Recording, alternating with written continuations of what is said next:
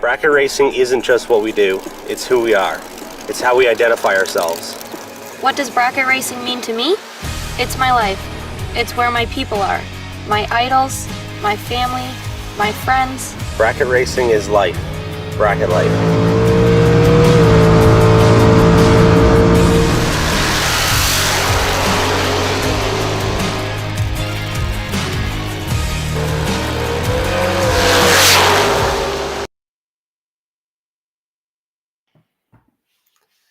Hello and welcome back to the Bracket Life broadcast. Brandon here, as always, joined by my good friend and pal, Andrew Stark. Andrew, how's it going tonight? We are rock and roll, and we got daylight savings on our side. We've got sunlight past quitting time. It's warm, snow's melting. Saw race cars in the weekend. I'm pumped up.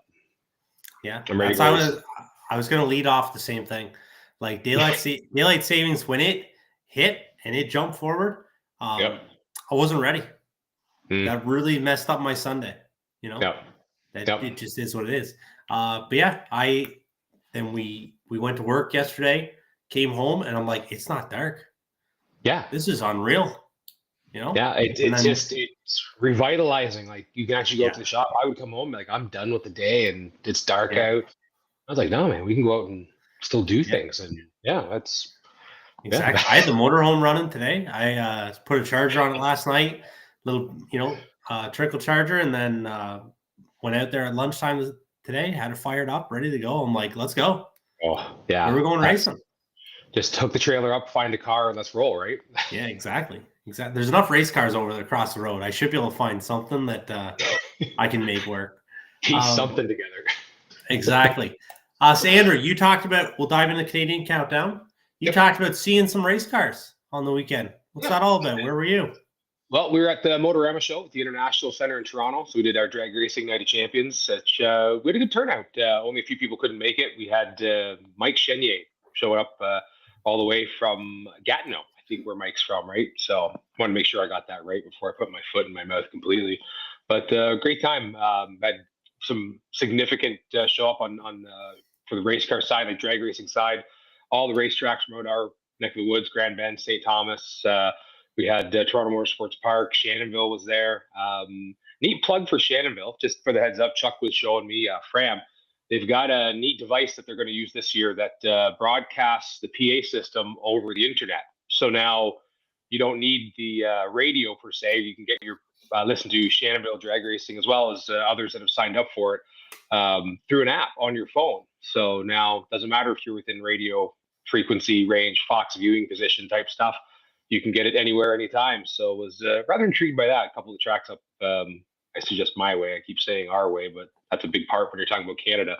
But, some of the other tracks like Grand Bend and St. Thomas we're looking at. So that'd be no more need to worry about whether you got broadcasting distances or not. If you just have internet, you should be good. So shout out to Chuck on that one. The idea is great for Shannonville because it doesn't have the PA system, right? That's always been a challenge there. We used to have the radio system that was great and it worked. And then over the years, just has electrical equipment and older equipment, then, goes bad or doesn't work as well. So great idea for that spot. Yeah, it'll be interesting to see how it works. For tracks that still have the opportunity to run the PA, I would encourage that's a lot better. Well, it helps. There's a few tracks I've been to that need some upgrades on the PA system that I don't think will happen, and I'm not sure this software will facilitate those upgrades happening any sooner or at all. Mm-hmm. But as you said, like there's been some dead spots at places we've gone to, and with the way the radio frequencies are a little bit different in Canada and what we can broadcast at, this might be a good fix for those dead spot racetracks, which are out there. But neat stuff. I thought it was different. Absolutely. So. No, I love it, right? Because I don't like right now. I think Chuck's somebody's driving up and down the return road at Shannonville, and if you've ever raced there, it's on the return road is on the road course. Yeah. So it's a tour. So he's driving up and down talking to everybody. So it absolutely makes great sense. So it should be a great improvement there. I don't know. People look at Shannonville in a certain light, I think sometimes, but I don't know. They have the most updated Portatree timing system in the country, I believe. We're the first ones to have the real red Portatree setup, have the online time slip app, and then now all online with that stuff. So I don't know. Got a lot going on for them. A lot of innovation happening there. It's the home of the champions, right? So that's means you're doing something right. That's it. I rolled through those birthplace of champion gates many times. So absolutely. Andrew, we had a bunch of racing we got to watch in the last 2 weeks. That's true. All from the Sunshine State, as it usually is at this time. World Series of Pro Mod. We'll start out there. That was huge, right? We had 80-something, 83 or 84 Pro Mod players signed up for 32 spots. I know there was more going on. I watched actually a bunch of Top Dragster. Top Dragster, really. But yeah, qualifying was intense. Qualifying was fast. It was a great field. Unfortunately, our guy Spencer Hyde, after talking with us 2 weeks ago, didn't get the Pro Mod send off he was hoping for. No, but it still put a great effort there. I forget who was it that ran round one. I think it was Ken Cortico. I was in trouble with Ken's name. I think it was round one. That's a tough draw for round bad one. Draw. Bad draw. Because I think they were the third pair out or watching round one, and he had Ken, and I don't know how many pairs after him that Spencer would have won, but he was at least in the conversation if you don't pull up against that guy. And that's been the bane of his chip draws. He's had more round losses with runs that should have beat anyone else in that round than I think has been fair to probably report on. So just a rough deal on that end of it. But still qualified in a very tough field. Qualified well too in a very tough field and some tough conditions too. It wasn't exactly just prime all the time there. So great for him. And a lot of other Canadians down there too. Outlaw 10-5, Super Street. I'm not sure which name they're going by. There was a ton of Canadians went down to try to get into that one. Carinci was about the only one who could get down the track. He qualified number 2 in 10-5. But Tony Presto, Mauro Kinigi, who else was in 10-5 there? I'm having a brain fade here. I didn't write it down quick enough, but Canadian group did well. I give them credit and the fact that they fought hard, and it was a tough race. And that was probably one of the best race weekends in the sense of just overall results and how hard everyone worked, right? Watching guys like Scott Taylor, driving cars into the strawberry field and then fixing them and then blowing up cars and qualifying with the blower coming off new front windshield, making fields. And, you've got 70 plus other people all doing the same type of hard work, right? So kudos to anyone who went down there and gave that a shot. Yeah, no, it was good. Good watching, good racing. Always love that stuff. And we'll head over to Gainesville, some NHRA action. That was a disaster of a weekend for NHRA as far as how that all went down, as far as weather, because they got Friday in, lost Saturday. Sunday was a gong show, and they still haven't technically finished the race because they rained out Monday for the sportsmen. But Spencer taking his first shot at NHRA qualifying, and unfortunately, because of the shutdown of qualifying on Saturday, doesn't get in. First qualifier kills the tires just off the starting line. Second one, and kudos, wheels the car down. He was like 10 feet short of where he needed to be for the cone that he just hit on the way through. But to get the car in his first real full full pull pass, and it was skating immediately in a round that a lot of people tried to get down and had trouble with. Unfortunately, with the DQ, the DQ on the run comes a DQ on the weekend, so we'll have to wait till Arizona to see about getting into his first field. Jeff Chatterson, top alcohol, qualified 13th, fortunately out in round 1. And Pro Modified was there. We had 2 Canadians, Justin Baugh and Jordan Lasik, but another qualifying deal was cut short due to rain. They get 1 session in. Justin gets into the number 2 spot going 570.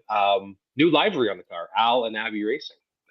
They move over from the Bahrain 1 sponsorship package to Al and Abby. Jordan, unfortunately, didn't get down in his one and only hit at the track and failed to qualify, but they haven't run any eliminations because they canceled Pro Mod Saturday night and moved it to another race.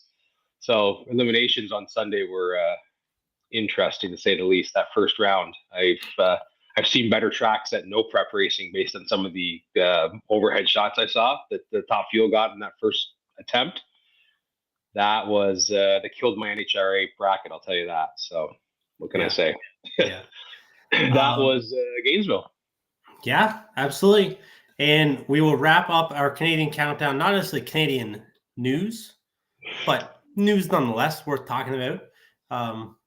The IHRA carousel, I guess, continues as it keeps flip-flopping all around.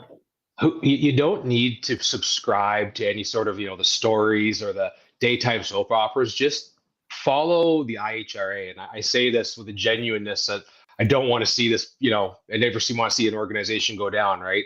High tides floats all boats. But after going through all of the issues that they go through, we've talked about it. The only reason I brought this one back up is because it's another one of those things, like I said months ago, it's near and dear. It's like an old friend that you just want to see clean up their life and get it figured out. And the second they feel like they're heading somewhere, they announced that they got a big schedule. They brought on Alan Reinhart, which I think brings a level of legitimacy to them. They said they've bought racetracks. They show a schedule that shows NHRA tracks on it. Like, how does this happen, right? Columbus National Trail has got it. Milan's on, this IHRA tour. They're an NHRA track. Well, they announced they bought 7, and then today 4 different tracks come back and say that, hold up, no one's bought anything yet. Whether that just means the deals aren't done and there was a bit of a premature jump at this or what it is, but it's just the ongoing carousel. And really the only thing that really makes this tied into the Canadian side is because the WDRA is working with them, assisting them in their operations. Some of the tracks they're looking to buy were WDRA tracks, which were going to host IHRA events back to the joint. So being as we have WDRA tracks like Grand Bend Motorplex, there was some interest that maybe there was going to be an IHRA stop with this joint deal. Not that that was announced, but it was spoke about, and through some conversations on the weekend at Motorama, there was some indications that maybe there might be some more stuff going on. But this just adds a level of what now to all this. I was reading online, and our good friend Michael Beard had a great quote that I seen, that IHRA has taken the approach of ready, fire, aim to their execution of this. And I thought that was very appropriate. Absolutely. Just follow along and see what happens. That's all we can do. Andrew, we'll dive into our main attraction for this Tuesday evening.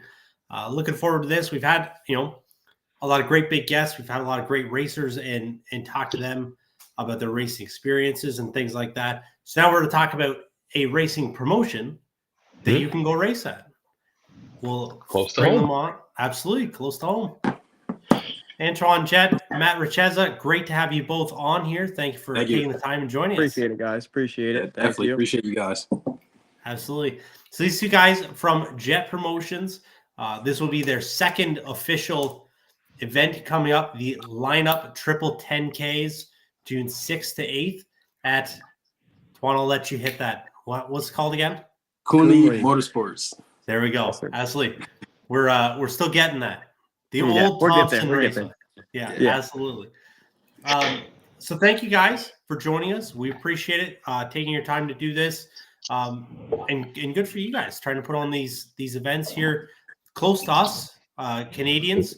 What is it, Andrew? 3 and a bit hours? Two and a half. I actually rechecked my math on that one. About 156 miles from Buffalo proper right to the front door of the racetrack. So that's about as close as one can ask for, at least on our end of the world. Absolutely. So first, before we get too deep into the races and the promotions and things like that, I want to introduce you both to kind of our Canadian audience as we go. Antoine, we'll start with you. Kind of how did you get into racing and kind of what got you to this point in time to start promoting? Actually, my uncle's got me into racing. He had it was an 88 GT Mustang. It had like a supercharger on it. This is back in probably 98, I think it was. So like it was a 10-second car. It was in a magazine and everything. And just driving around that on the street and then going to the track with them. So it just kind of like, it was a no-brainer. I was just hooked from racing. But my uncle, he actually won $1 million race at SFG in Michigan. Mm-hmm. Yeah. Wow. Yep. Travis Cool. Lester. Yep. Travis Last, the one with the fast pro charger. Yeah, absolutely. Yeah. Yeah. That's So cool. yeah, me and my brothers. So we've been hooked on racing for the longest time, and that's actually how I met Matt. Because when Matt was racing Street ET, I was racing like Super Pro, and I noticed his talent for like a while, and I always said like, man, that kid's gonna be good. He's gonna be good. So ever since then, me and Matt became close, became friends, and then just kind of clicked in from there, and just That's Definitely. a wicked deal. For sure. yeah. Yeah. Cool deal. I can see how you would get into it then. You know, I had no idea the family relationship with the Laster family, but yeah, that's cool. That's a wicked Definitely. deal. Matt, how did you kind of get started in this? So for me, my father raced as well. Kind of a local bracket racer, just a couple small events, but he was successful when he did go. Then we went to the track one day. I seen the junior dragsters and realized that kids my age were racing them, which I realize now saying, and I think my dad kind of kept that away from me, knowing he'd be spending thousands of dollars in the future. Yeah. But yeah, so once I seen that, I was kind of hooked as well. Always went with him to the track, met Antoine, seen people like Steve Sisko, Denny McCluskey, just local people that I really aspired to be like in the future. And that gave me the motivation to kind of, push myself and get to the higher level of, bracket racing in general. And that's mostly how I learned, just kind of watching the people I put up as celebrities in the sport, the Hastings, the Pollards, stuff like that, and kind of just mimic and take whatever I can from them to make myself successful. So from there, I just never looked back. And like Twan said, I was hooked at first pass. You know what I mean? Love it. You guys both kind of grew up. Did you both grow up around like New Jersey, the PA area? New Jersey. New Jersey. Yeah, we're about 20 like minutes apart. 20 minutes apart. Yeah. So you guys really like that's I don't know if people realize how much of a hotbed that is for like the best of the best drag racers. Yes, for Oh, yeah. yeah. Definitely. Once you especially travel at out a ACO. bit. Like we had, so we got Steve Sisko. He won $1 million race. Yep. Travis, he won $1 million race. You got Ambalducci. I think he runnered up $1 million race. You got Danny Northrop, Scotty Albrecht, Jeff Krasinski. He runs and wins a lot in the media. Jesse Alberts. There's a lot of guys like, and I remember being last year. I remember being in the semis at the media. It was me, Jeff Serra, and Pete Biondo. And I mean, Biondo also raced at ACO, and the Mitchell series is what kind of like I believe started like big money racing. It was like a 5-day series they had in ACO, right, Twan?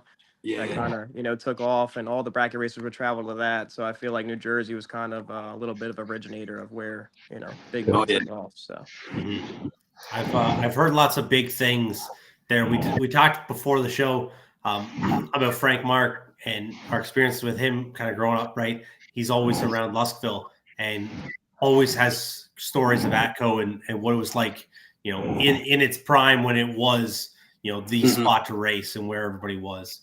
So that's a cool deal, right? Cool deal growing up and being involved in it and having the family deal. Very similar for Andrew and I, right? And most of us here, that's how we all get into drag racing. What drove you guys to start this promotion together? 23 hours. We were at Bradenton. I'll take it. We were at Bradenton, and we were just. I mean, I always thought about promoting myself, but I knew I needed somebody that was Twan's kind of a social butterfly. He knows everybody. He's always lending a helping hand. So when I spoke to him about it, we kind of played it off like, all right, we'll think about it. But we felt like we've been to enough races, have enough resources to kind of know what the people really want. So on our way home from Bradenton, we thought about it and kind of wrote up what we thought would be a good idea and how we could get to the, people we're trying to promote to. And from there, Twan started everything up, and that's how JETT Promotions kind of originated on a 20-hour ride home from Bradenton. Yeah. It's definitely a long ride, and definitely Chucky Charles White, everybody call him Chucky White. He races at Empire, and Chucky was a big part of getting us in there and talking to the owner and helping us, work things out and put on our first race at Empire. It went good, and definitely appreciate him for that. Mm-hmm. Yeah, sure. Chuck's a good dude too. The 20 grander they run there, I know he's a big part of that as well for the track race. I think he has a race coming up. I think it's like in July. I think he has one coming up. Yeah, okay. Definitely. Cool. So that's a scary you go through setting up all this stuff, right? Because like having run promoted events as well, right? Like you can spend 20 hours after this come up with it, but I mean it's a big jump when you first get everything put together, right? When you're looking at the finances and the guarantees, and executing, right? And that's I give anyone who's done it all the credit in the world, because having been there and made money and lost money and everything to be honest with you, it's a lot of stress. For sure. And I'll tell you this, we just kind of rely on the people we know in the racing world. And we know that they trust us and that we're going to give us our best effort. And we're not really here to make any type of income. We're just here to, give the racers the best possible race and have the best time we can, So I feel like through all our friends in the racing world, that's what kind of gave us the confidence to do so, knowing that they will show if we have something. So yeah, for sure. Yeah, I love it. I want to talk about the first event that you guys had at Empire. So you guys had a modest expectation, right? Like decent, I guess, and kind of to a certain degree, you guys kind of undersold it to me earlier. You about blew your expectations out of the water, right? Yes. I want to talk about that first event, how that all went, and what learning experiences you guys had. I learned a lot. I learned on the promoting side and not like being an actual racer. You learn a lot about racers. And the one thing I remember Matt being at the gate, we were like, man, they started to come in. Oh, yeah. So like it was feeling. just it was a good feeling, like people that came out and support you and actually took time and some people believe, some people don't, but I'm a big believer when God has something for you, like can no one take that from you. And that's why I always tell Matt, like, don't even stress about it, like it's coming, because like you just feel it, and it was great, and I'm just glad that everybody supported us, and it definitely meant a lot to us for sure.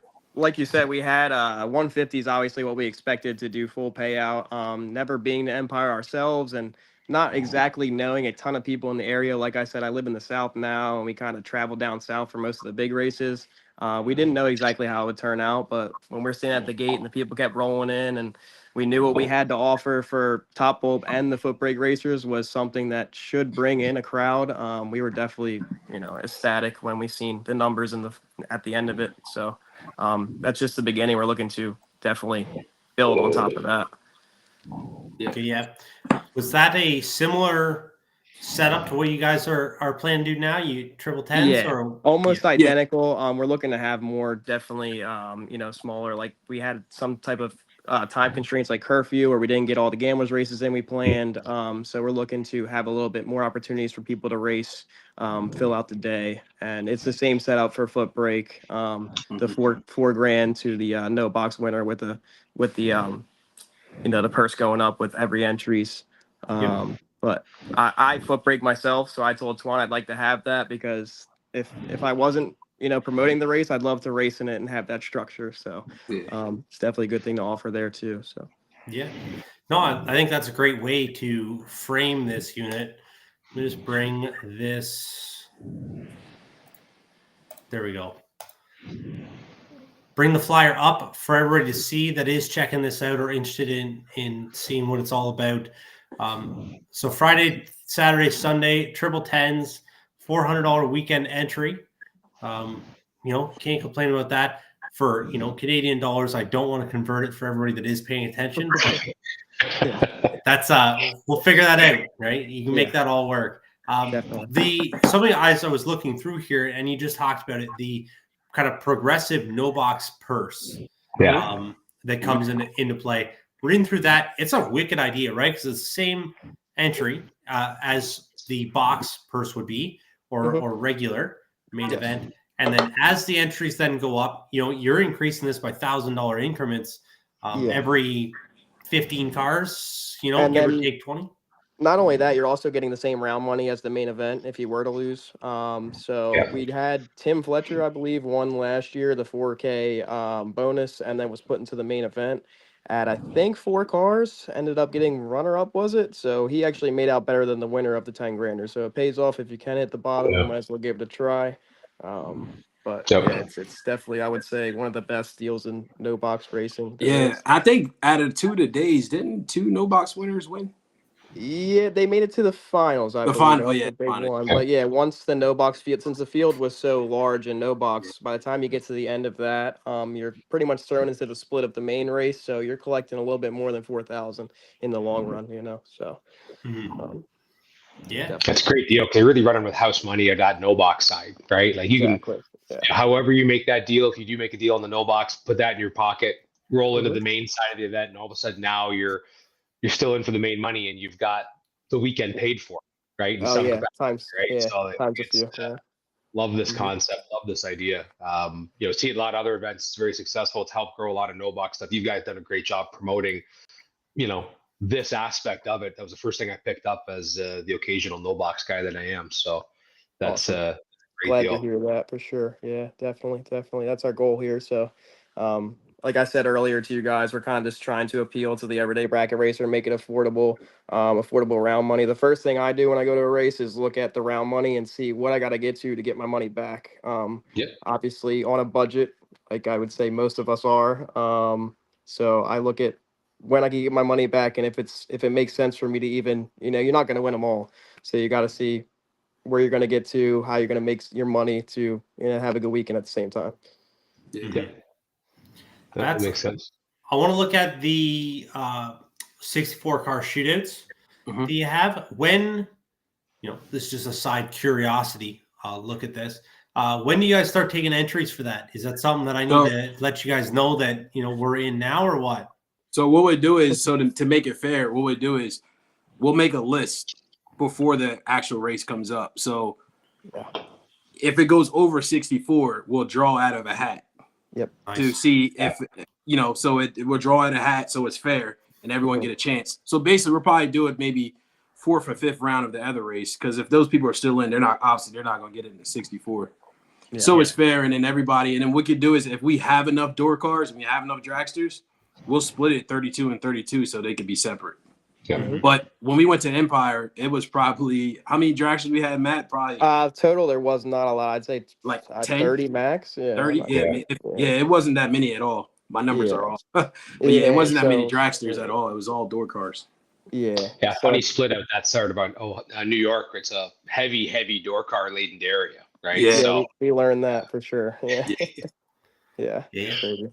But cool. Great purse structure though on the 5Ks, right? Like, and again, looking at additional shootouts, right, or extra races, like paying win, runner up, semi, quarter, right? Like this isn't one of those races where it's $5K to win, $100 to runner up, and a couple of McDonald's certificates to the semis. Right? Like it's like we said, we want to give the racers every opportunity they can to make their money back, have a good time in the process, and not leave broke in the long run. So the way you've got to set up, I mean, you look at the structure, like, with 64 cars getting into it, right? That's still going to be a good number when you consider like maybe no doubles or however it may be. But, it's 2 5Ks and 3 10Ks over 3 days, right?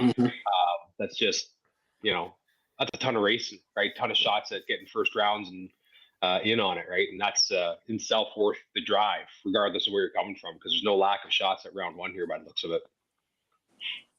Definitely, for sure. Yeah, absolutely.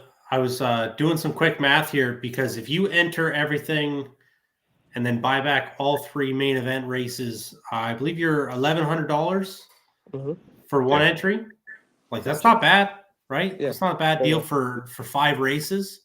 Yeah, you're looking at winning a total of 30 grand in the main events plus the 2, so that's 40 grand. Just you have a shot at. So it's definitely decent in my opinion. Yeah, no, absolutely.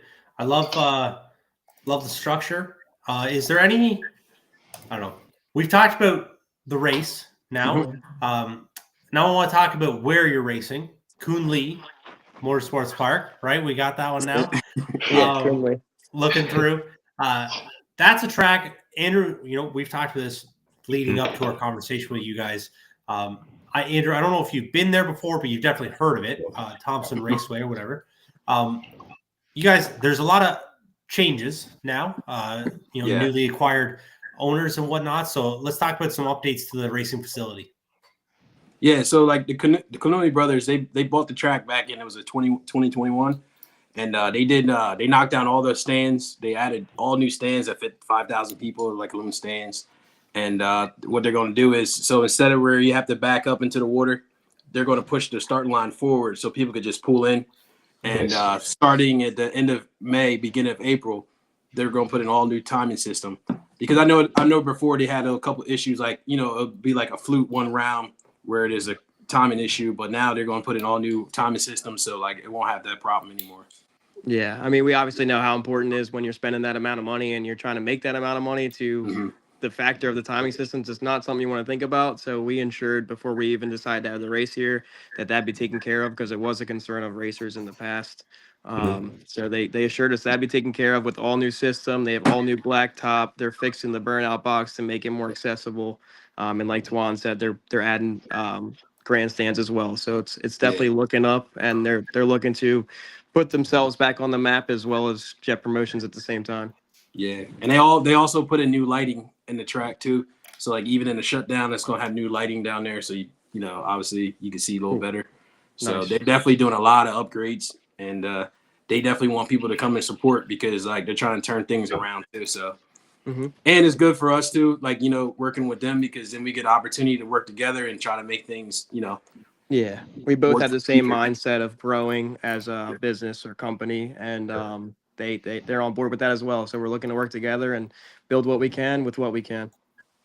They've certainly embraced what you guys have. Went to the website, and the first thing that popped up when I was looking at it was the JETT Promotions flyer, however the link was that I went in, right? So it's awesome. On the schedule, it's detailed there, and you can see it. So I mean, that's an awesome relationship, right? That's the type of thing you want to see when you're looking at an outside promotion in a track, that these two are on the same page and looking to make this as successful as possible. So super excited to go check it out, having never been there, but seeing pictures, had new people who raced there during the old Pro-Am, IHRA Pro-Am days, right? So it sounds awesome. And do you know what system they're putting in, like what they're rolling with, or? I think it's Porter.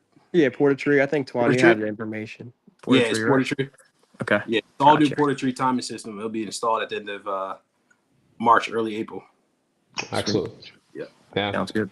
Great system. Love those setups. Like tracks that have run them. We have quite a few up this way that have run them, and they've always worked fantastic. And I think it's Allison Dahl, I think that runs that one.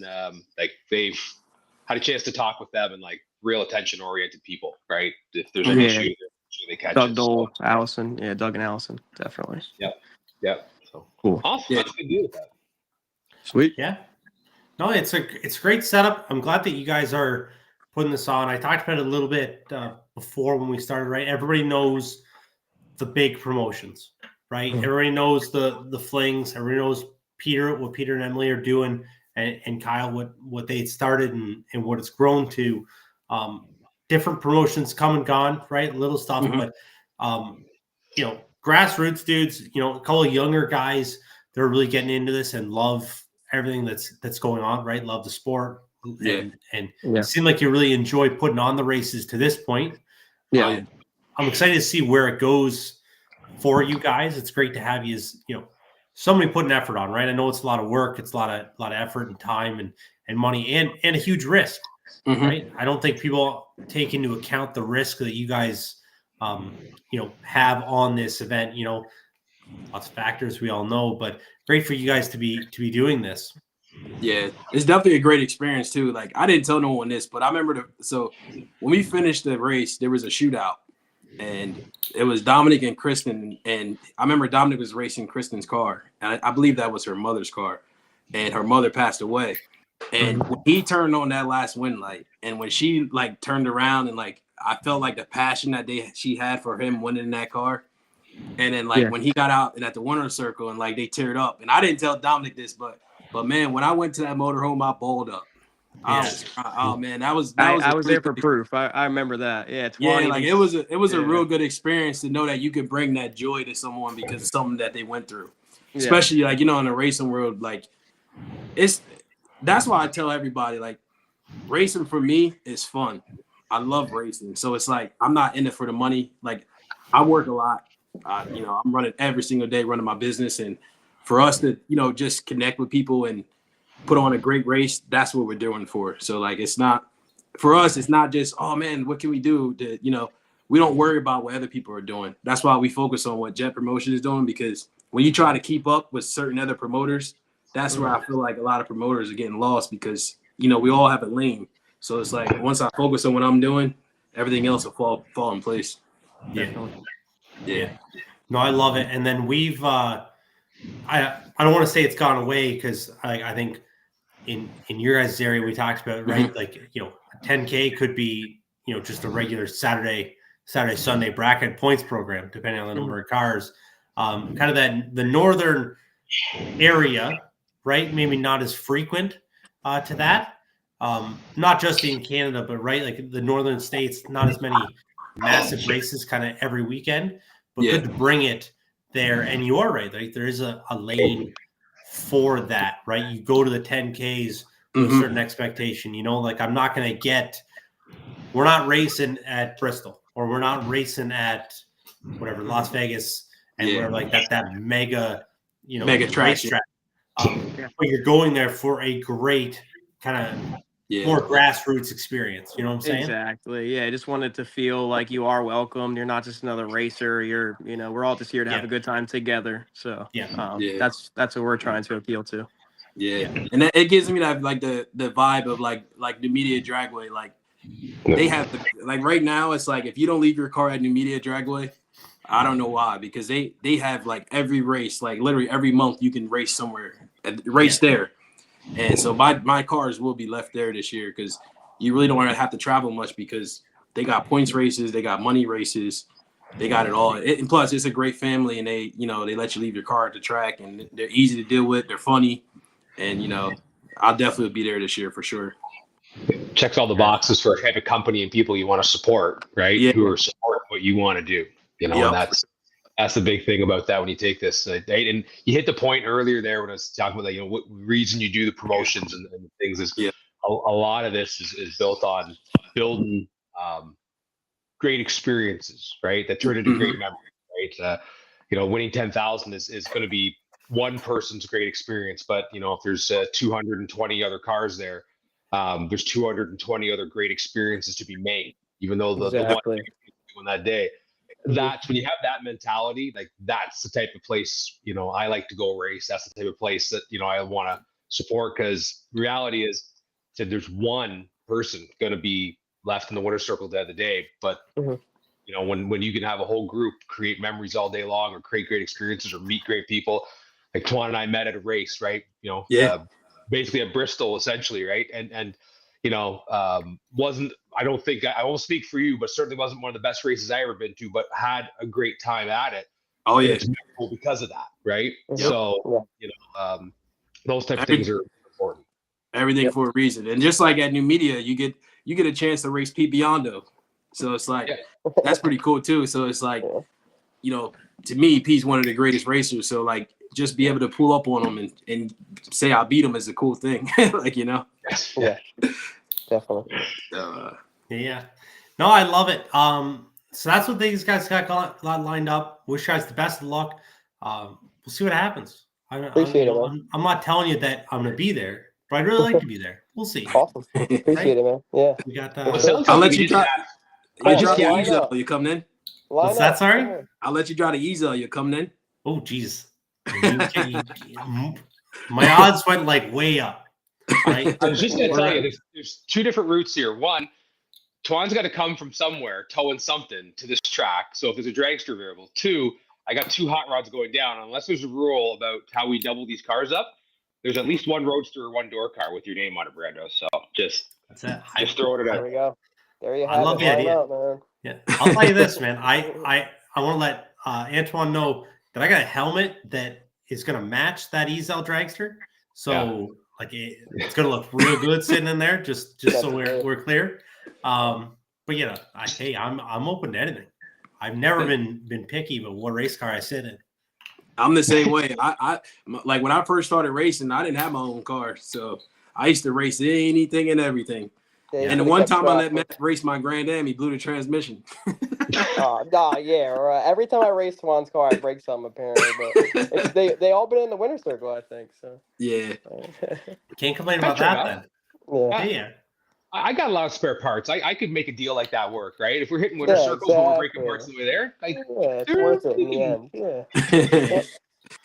Yeah. So before we do let you guys go, what plans do you guys have for your own personal racing this summer? What's on the radar? Obviously, Antoine, you said about leaving your stuff in Numidia, which choice, right? I don't know what's better, the Philly cheesesteak or listening to Rob on the mic. I got two really good cars right now, and my first race I'm going to is a 250 at Galat, and I'm really in the air of which one to bring because I'll be honest, I'm more comfortable in a door car. The dragster, I still have to get used to it because you know I've really been racing it that much, but I did pretty well in it. But I still haven't made my mind up yet but I think I might lean toward the door car because man, that car just works, man, and I think I might have to I'm gonna have to pull the trigger and take the door car. Oh my gosh, I said mine too. Yeah. But besides that, I'm definitely going to race a lot more this year. I haven't really raced last year much because of work, and my business grew like really big. Like it grew, and I really haven't had the time. So, but this year, you know, I got 2 workers, so I'm definitely racing this year. Nice. Cool. Yeah. Matt, what about you? So like I told you guys earlier, I currently live in North Carolina, the Bracket Racing Central. I feel like Galat's about an hour, so that's my home track. Went there last weekend, looking to go to Rockingham next weekend. And like Twan was saying about Numidia, I could pretty much leave a car at Galat all year long. The points races are $5,000 for top. They have quite a few. They have a spring fling coming up in April. They got Tim Fletcher and his events, I think, twice this year. So they have a big money race in them, and the 5K points races every month. Besides for that, I'm looking to hit some foot brake races because that's what I do best. Maybe travel back home to Jersey once or twice. We'll see what pops up there. But besides for that, just stick local for the most part. Yeah, that's all right. Yeah. Andrew, got anything more for Matt and Antoine? Just super excited for this race, honestly. Second I heard about the date on it, threw it on the calendar, right? Once I figured out which track we were looking at again, that was the key part. I passed this place on the way to tracks now that I realize it, right? But yeah, super excited for this, guys. Wished I'd been able to make the event last year. Know I missed something awesome from everything that I heard about, and all the guys that I knew went down to it.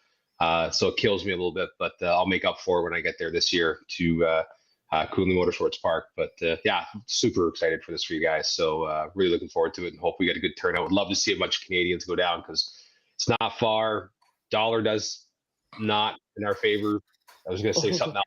Caught myself before I got too far down that one, but you know what? If you're gonna make a trip, find an event to go to. This would be one I would definitely put on the calendar if anyone out there, thinking about it, because this is gonna be a great time. Awesome. Appreciate it. Absolutely. No, I love it. Matt, Antoine, anybody that you guys want to thank, mention, shoot out before we do let you go? Yeah, we'll definitely want to thank our sponsors, Lakeview Construction, East Coast Alternators, Jack Oskowski, Champ Performance, and who else we got on there? We have I got it up there for you. You got Jim Ken Moses. Racing. Yeah, Ken Moses. Yeah. Lots of guys love it, right? Lots of it takes a village to support it. Oh yeah, for sure. Is that Jack coming East Coast Alternators as well?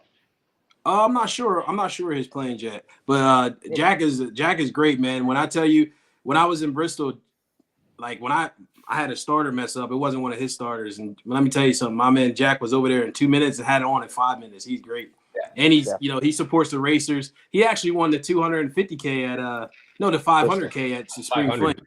Yeah, he actually jumped in his friend's car, and he actually won that race, and it was a great experience. He deserved it for sure. Because everyone knows Jack at Numidia. Jack would give you a shirt off at anybody. So we definitely appreciate him and definitely keep supporting him for sure. Yeah, really good dude. I met him for the first time. I think it was earlier this year. Our buddy Ted, we were down at Columbus actually, and just a funny side story. A couple years back there, we'd had an alternator issue on Ted's Datsun. Found Jack just because we didn't know from anyone else. Got parts off him. We were chasing stuff around. Ended up changing the alternators down there. Ted got to know him. Met him at the Ace race there. Ran into him again at Bristol. During the downtime at Bristol, he's putting alternators on cars. It's like, what are you doing? They didn't have an alternator. They want an alternator, so we're putting an alternator on it. I'm like, it's like, you're here to race, aren't you? Yeah. Well, nothing else to do. I lost, right? And, I kind of do, but I don't know if I want to put the work in right now, right? So, he's a good dude and great products. He's a real good guy. I think he probably won, 4 or 5 10-granders, and then he won the 500. He was on fire. Yeah, for a while there. Yeah. Yeah, no, good for him. All right, guys. Well, that's about that for our Tuesday night hangout. We appreciate you guys taking the time to come on here, talk with everybody here. Good luck moving forward with everything JETT Promotions, not just this event, but everything you guys do above and beyond that. Excited to watch it, excited to follow it, hoping to get there. Right? We got some details we got to talk about now. Right? Figure out some different logistics and get down to this racetrack. But yeah, no, I really appreciate you guys taking the time. Means a lot to us. Love supporting everybody who's trying to put on races, trying to do good stuff for our sport, and hoping to spread that good word around for everybody. And once you like the people that are behind it, everybody that's doing the work, and the promoters themselves, then it's much easier to go support those races. So hopefully we can have a great attendance there, and we'll talk to you guys all soon. Looking forward to it. Thanks for having us. Absolutely, guys. We'll talk to you guys soon. Thanks, guys. Appreciate it.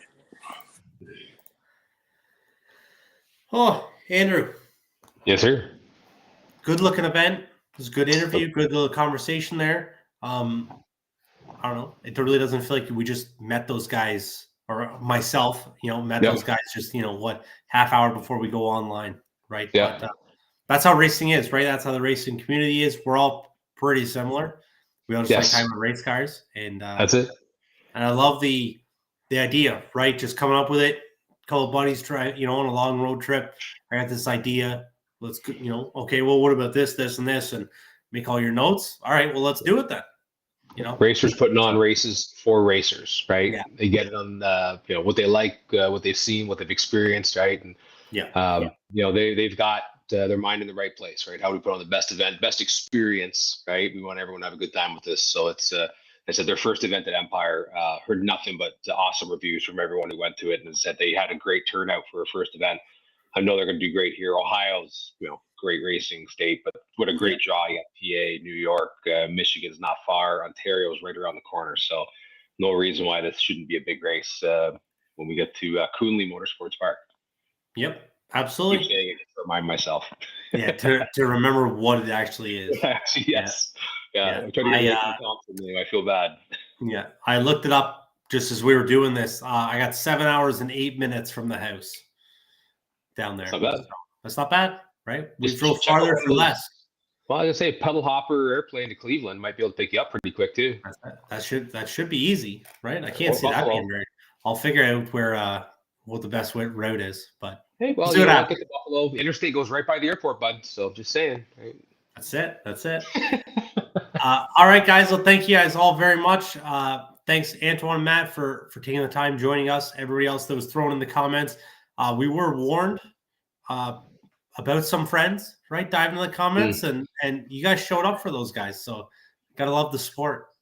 Love it. That's a good group of friends when you got those guys timing in on the chat screens with some quality comments. Exactly. But sorry, before we go, the one that started up is Square Up Motorsports. When I was doing the intro and that hopped up, and I was struggling to keep a straight face on that one. It was good. All right, guys, thank you very much. We'll see you again in 2 weeks.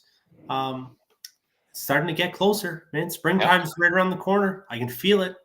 I got fuel orders going in soon. I got tires coming. I got a motor going in a race car tomorrow. It's exciting. All right, guys, we'll talk to you all again in 2 weeks. Andrew, thanks a lot, and thank you all for hanging out with us. Have a good one. Bracket racing isn't just what we do, it's who we are. It's how we identify ourselves. What does bracket racing mean to me? It's my life. It's where my people are. My idols, my family, my friends. Bracket racing is life. Bracket life.